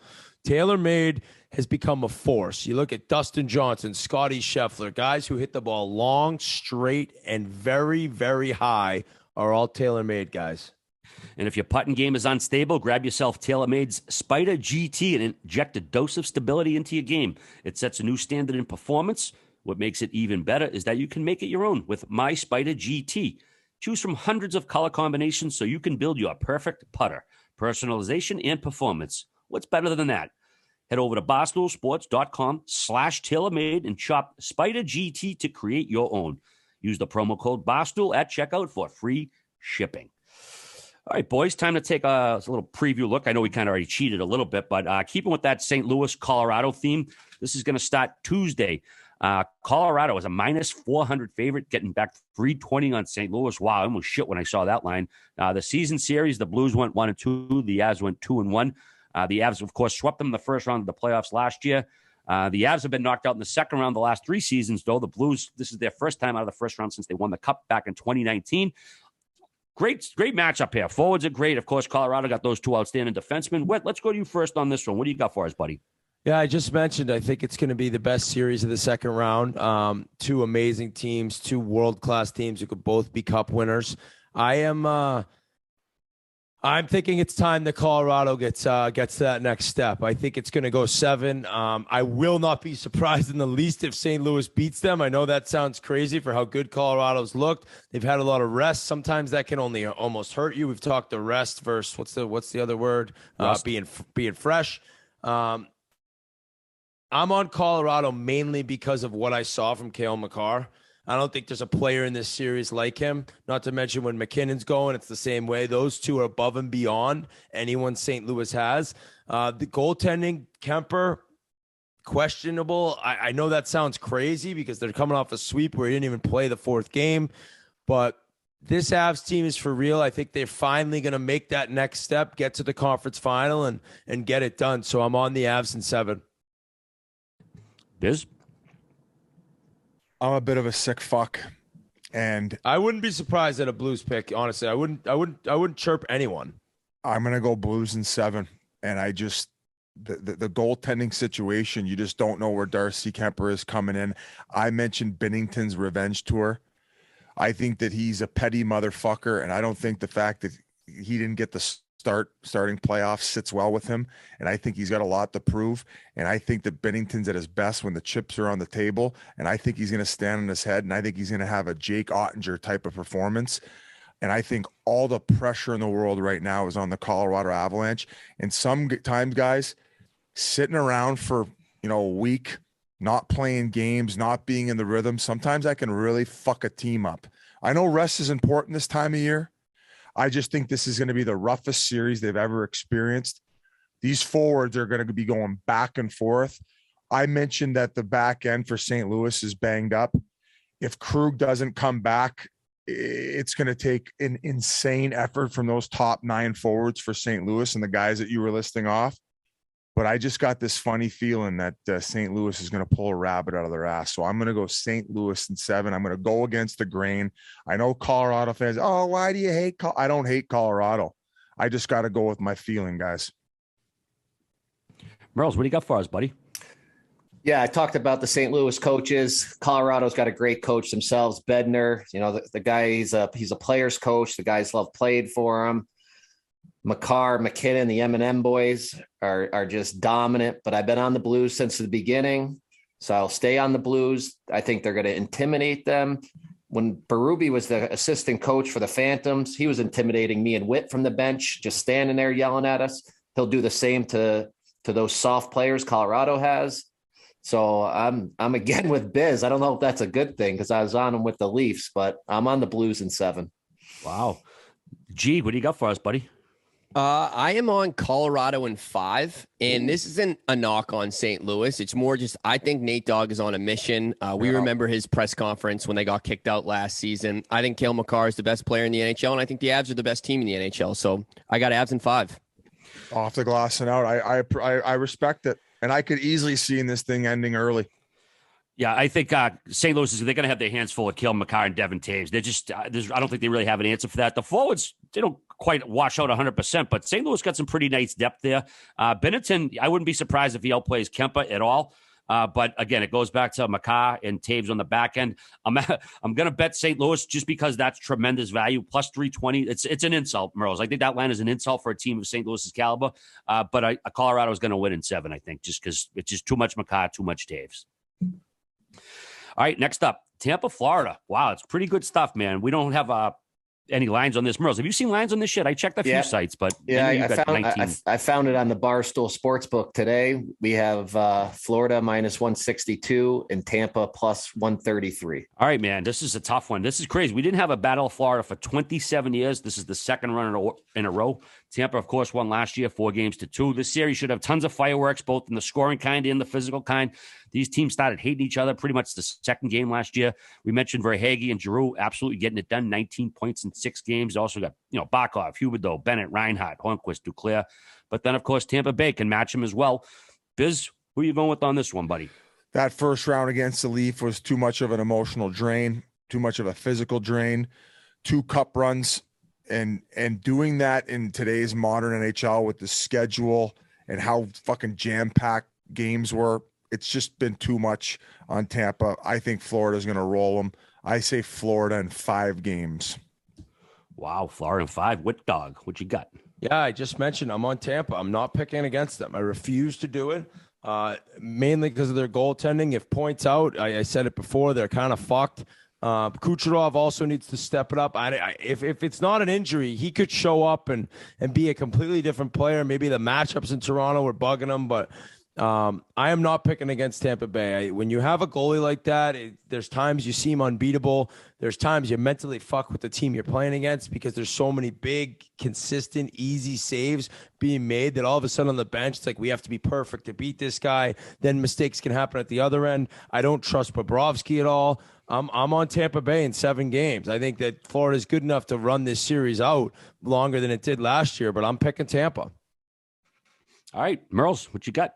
Yeah, I mean, I've been a Tampa guy for years. I think I picked them at the ball hockey tournament on the preview show of the whole season, but that point injury looked to me like a hip flexor. I've had those in my history, and that you don't ever recover from them till the end of the season. The way he plays, it's a quick speed game, so it's going to hurt him. A guy like Pat Maroon could have that injury and be fine.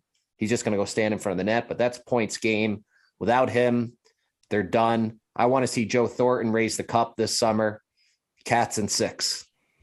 All right, Murls is Florida in 6. Mr. Grinnelli, what do you got, my man? I got Florida in 7, and I actually hate to admit this, but I originally had Tampa up until probably 25 minutes ago, and then listening to Biz talk about how banged up Tampa is, you completely changed my mind. So I got Florida in 7, and I credit Biz because they've been playing, like he said, they've been playing late into every season. It was such an emotional series with Toronto last series. So, yeah, I'm going Florida in 7. You're a smart man, G. And they have the bubble cup. It's just too much hockey in too short a time, guys. Come on. Hey, round of applause for the back-to-back champs, but there's no way they're getting past the Cats. It just keeps it. I'm getting more confident the more you talk.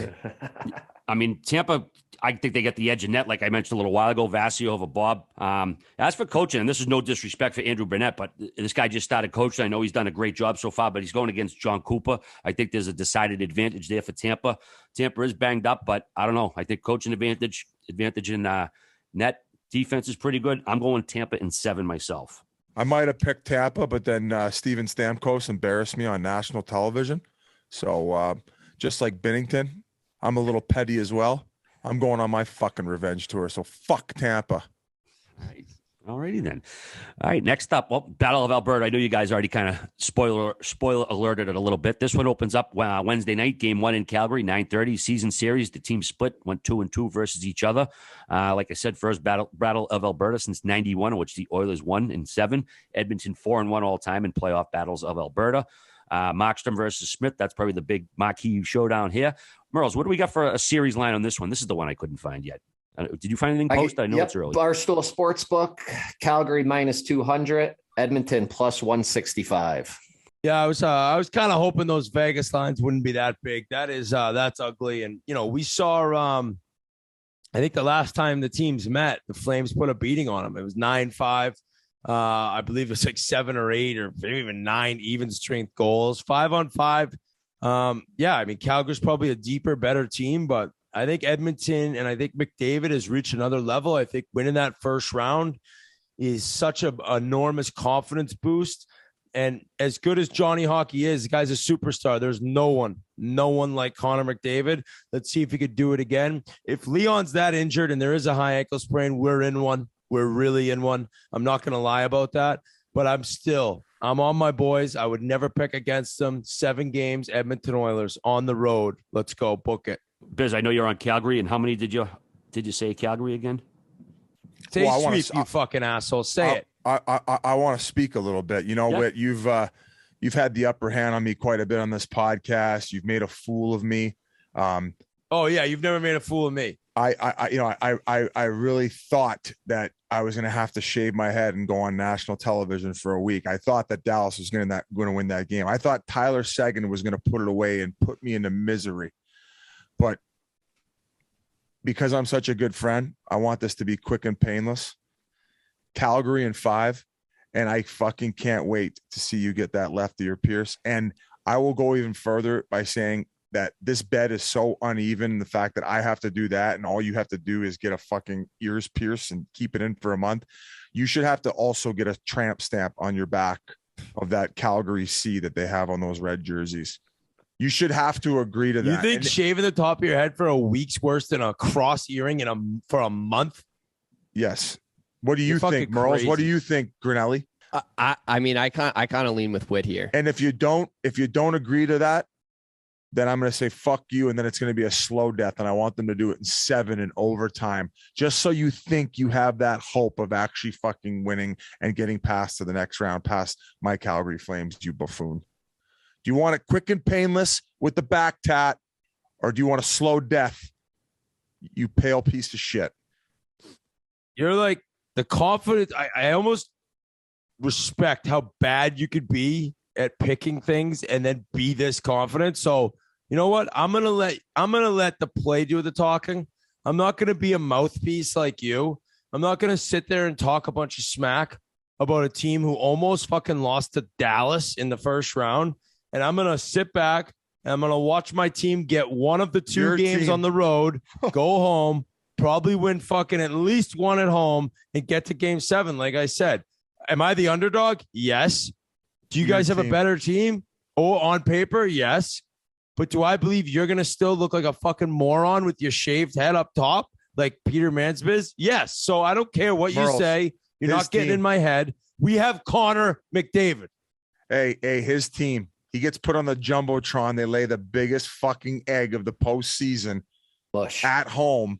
And did you? They scored after I put that on. Yeah. Have they asked? Do you think they'll ask you to do it this round? Oh yeah, nope. Right.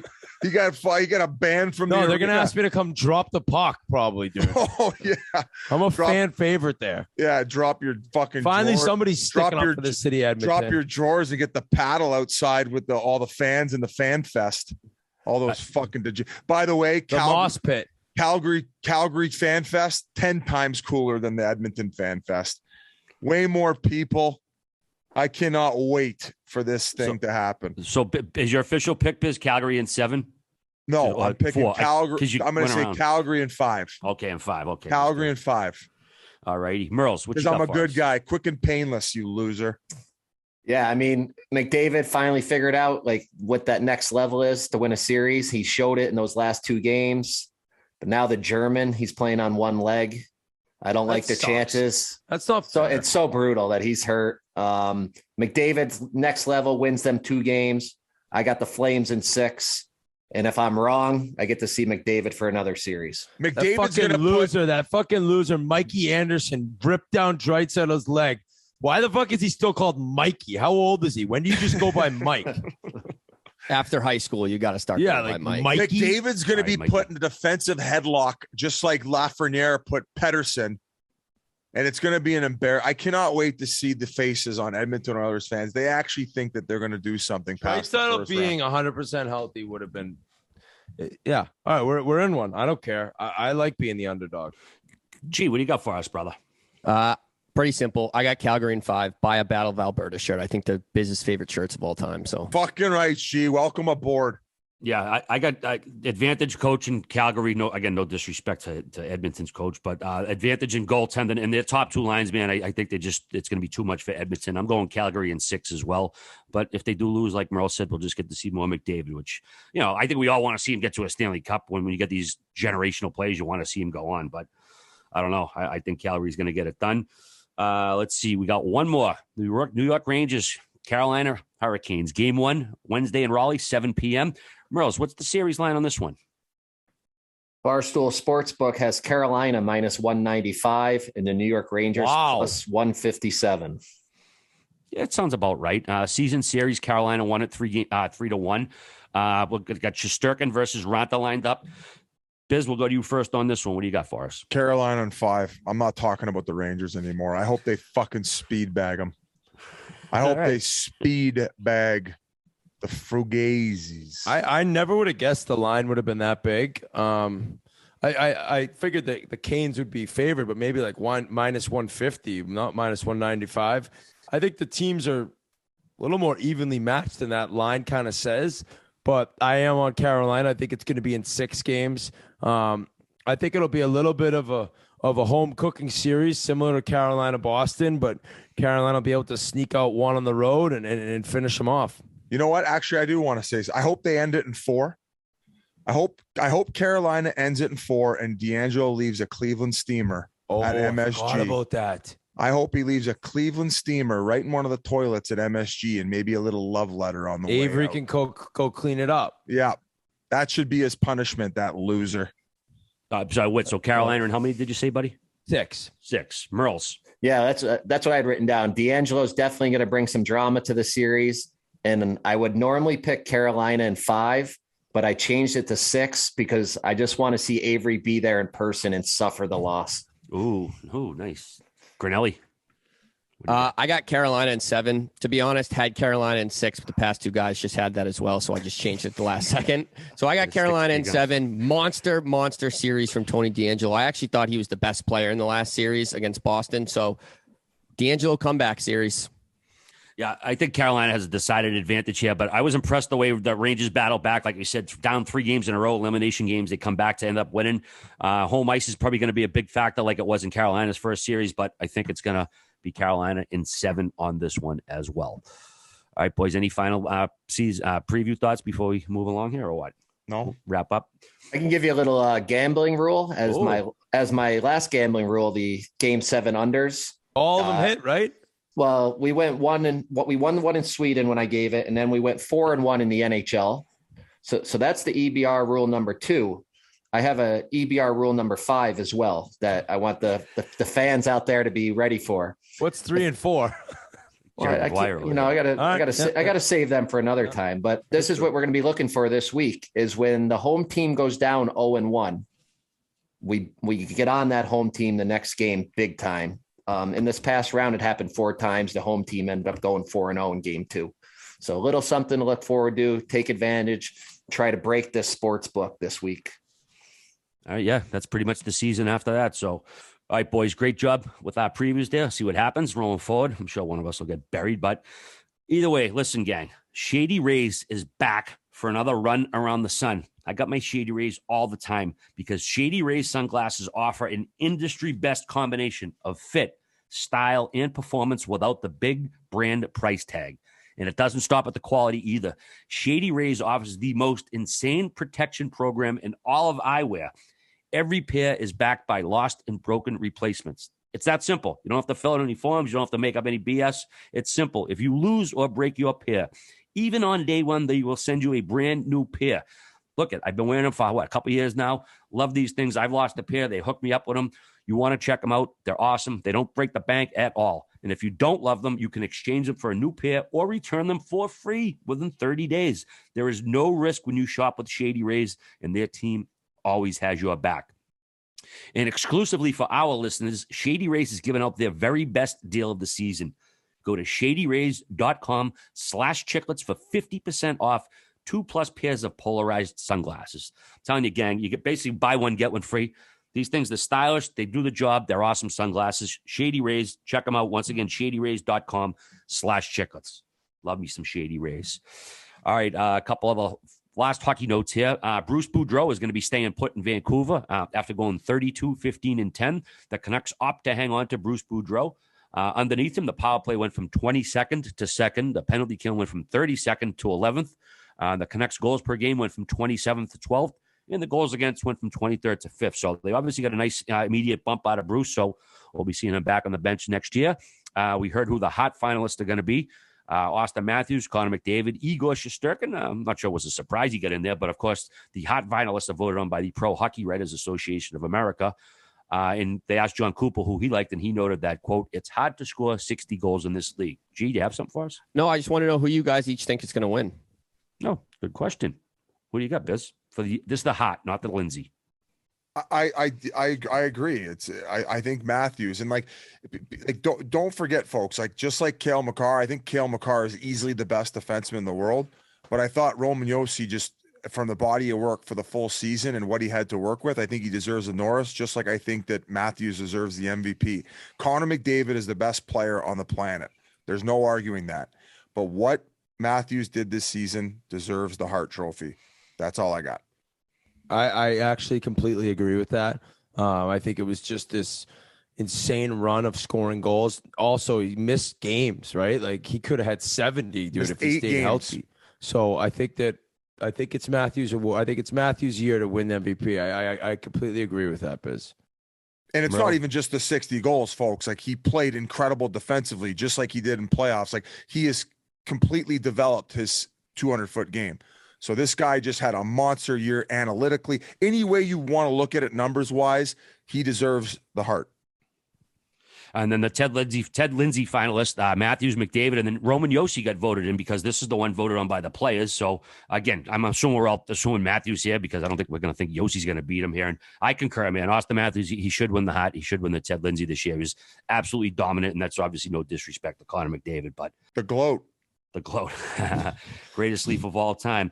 All right. Actually, right after we record this, me, Whit, and Biz, we're going to be doing the dozen trivia tournament. We don't know. We could be here 1 day, 2 days, 3 days. It's not going to come out for another couple of weeks, but we got a little redemption to do. We got knocked out in the first round last year. Hopefully we'll do a little bit better this year. Whit, were you able to watch the Byron Nelson at all yesterday? No, I actually saw you, though, tweeting about KH Lee. Did you bet him to win pre-tournament? Oh, I certainly did. 85 to 1. What was it? 85 to 1 I had on him. Holy shit. Yeah. How much, RA? We will not say that on air. Ah, dude. fuck off. That's a big hit. Can't trust it. Can't What trust it. made you take him? Dude, I don't know. I started betting at Siwoo Kim a couple of years ago, and I've been betting like a lot of these Korean guys, Korean golfers lately, and I just been kind of sprinkling the infield. And I checked the leaderboard earlier in the day. I put it on late, and he was like in second. So I was watching it at Barstool, the gambling cave over at headquarters. And dude, he had that lead, the 1-stroke lead for like the last 6 holes. So I was shitting my pants because if he sends one into the, shanks it left or right or whatever, I could be screwed. But the guy had ice water in his veins down the stretch, ends up holding on for the 1-stroke victory, 85 to 1. Cha-ching, nice to get a W after this. He also said after season. his goal is to become the number 1 golfer in the world and the number 1 sexiest golfer in the world. So I think he's pretty funny. Oh, that's pretty fun. That's pretty funny. See, he looks like me. Is he a good-looking guy? Not really, no. Yeah. He doesn't look like a top-tier athlete when you look at him. That's coming from a guy who does not look like a top-tier athlete either. Another note here, too, to our Canadian listeners, Shoresy, the spinoff from the very popular show Letterkenny, it dropped on Crave Canada this past week. It's going to be on Hulu in 2 weeks. Hopefully some of you guys have been able to check it out. Gee, have you been able to check out any of the previews yet or the episodes they sent us? I haven't been able to see the screener they sent over. I'm very, very, very excited to watch. I'm going to try and find some time this week to watch it, though. Yeah, it's obviously very exciting for me being the big ham and egg of the podcast and went up to Canada back in December and played my role and all that stuff. And to see it now in person or in its final form, it's been awesome. And so far, the Canadians who chimed in have been super nice to me. I'm sure I'm getting tooled on somewhere, but it's going to be dropping May 27th on Hulu down here in the States. And listen, I know I'm on it. And I know I'm going to, stroke it off, but it's the show. It's so fucking funny that you've never seen a TV show like this before because there's never been a TV show about hockey before. The chirps are unreal. Jared Keeso hits it out of the fucking park.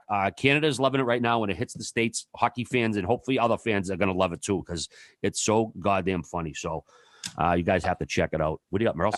I got a question for you. Do you have to watched Letterkenny before watching Shoresy, or you can just jump into Shoresy? Not at all. Not at all. Just Shoresy was a character on Letterkenny. Remember, did you used to watch Home Improvement, Murls? Remember Mr. Taylor, the guy they'd show, but you never you hear his voice. Well, that's how Shoresy was on Letterkenny. You would hear his voice. You wouldn't actually see his face.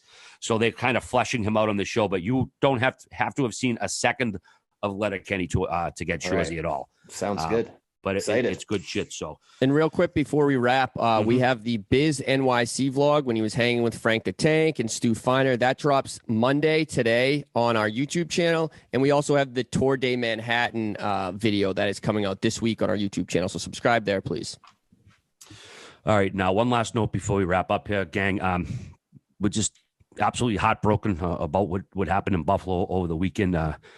We yet another piece of shit in this country just murders people just for being different, just for looking different, being different.